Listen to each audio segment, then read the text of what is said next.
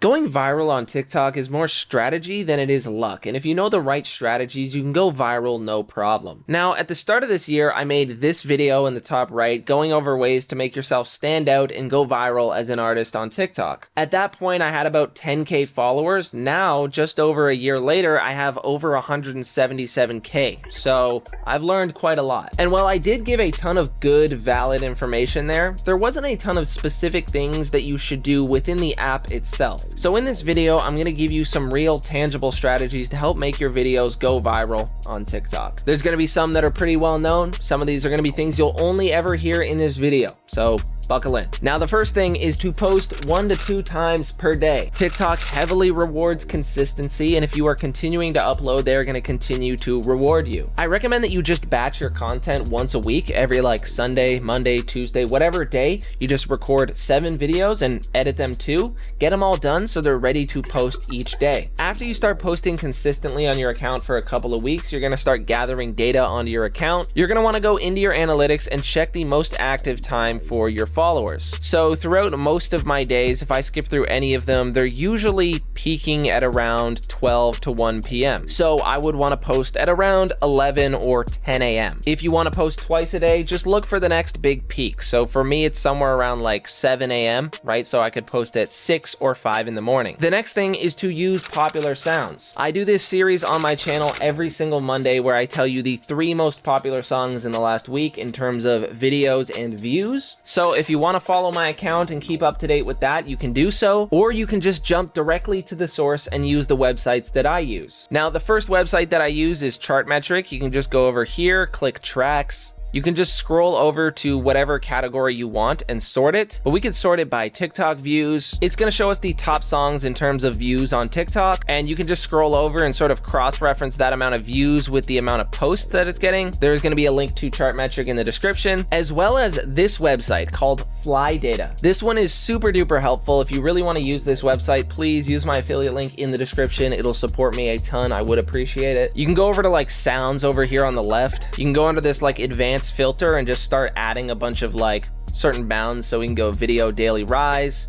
We want original audio, stuff from the last like 3 days, creator location, North America, video location, North America. And then we could just click apply filters, and then we can scroll down and it's going to give you a bunch of results. Now, when you go to use these sounds in your TikTok, the way you used to be able to do it is just add a sound and then mute it, but now they'll automatically delete the sound off your video if you do that. So there is a very simple workaround. So when you're in the TikTok app, you're going to click on add sound. Just choose whatever sound you want, and then you're going to go to edit. It's going to be either in the top right here or somewhere along the bottom. Click on that, then just zoom out, click the sound, and then shorten it as much as you possibly can. It should automatically stop at the lowest point that you can have, and then click on volume and then drag this all the way down to the lowest notch that you can get with your little fingers, and then go back and your sound will be on there. It's going to interfere with a tiny sliver of the video, but you won't even notice. The next thing you're going to want to do is use 5 to 10 niche hashtags. Before, I was recommending doing like 1 to 3 hashtags, but recently TikTok has put a ton of focus into becoming a popular search engine.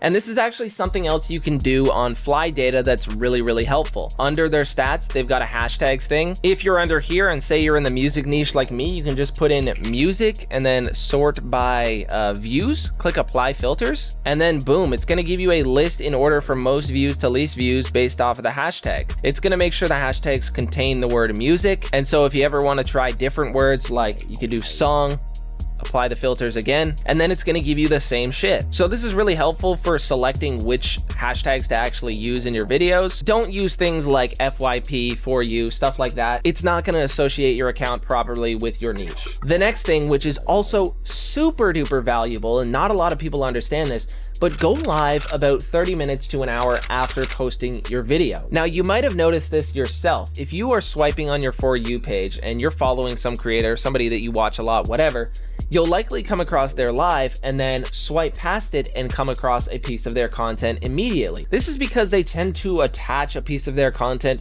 to your live stream. So basically, if you post something and you go live, you're helping to push the live stream because they want to boost, you know, live streamers. That's a big part of their algorithm. And then afterwards, they attach one of your videos, which also boosts the views there. So it's kind of like you're putting yourself in the For You page 2 times, which is huge. Now, this next piece of advice might be a little bit of superstition, but close the app after you post, okay? Don't sit there and refresh and try to watch the views go up every single time that I sit there and go back and forth between my profile and the For You page to see how well my video's doing.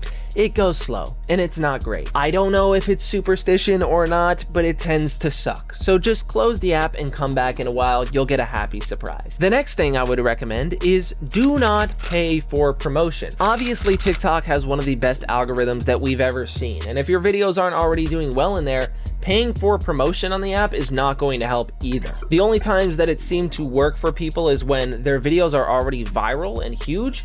You just push that video even further. Someone like Kenya Grace, for example, she had a bunch of content blow up around her song Strangers, and then she just boosted those as like ads essentially, and it really helped push that video even further. I got it put on my feed a ton of other times, and every time the stats were going up like crazy. The next thing is don't be scared to post a video again. We can take my boy Rylas, for example. Like you can see he posted this video and it only got 2.3K plays, but he posted it again the next day and it got 247,000. He just kept posting it. It got less than 2K and then almost 10K. And so you can see if you just post the same content again, it could do well, especially if you have a piece that you think is really valuable and good. And the last piece of advice that I have is to post on your story regularly. I know you're so used to posting on Snapchat and Instagram and not TikTok, but treat your TikTok like it's Instagram. It is the fastest growing platform. The most attention is on there. You're going to get the most growth from it. And it tends to work very similarly to going live. You'll notice that somebody's story will be attached to one of their posts in the For You page. So it's basically just flooding the platform with you more times. Now listen, if this advice is not working for you, you either need to take a deep look into your content to see what needs fixing, or your account is poorly labeled. If you're trying to push an old account that has bad habits like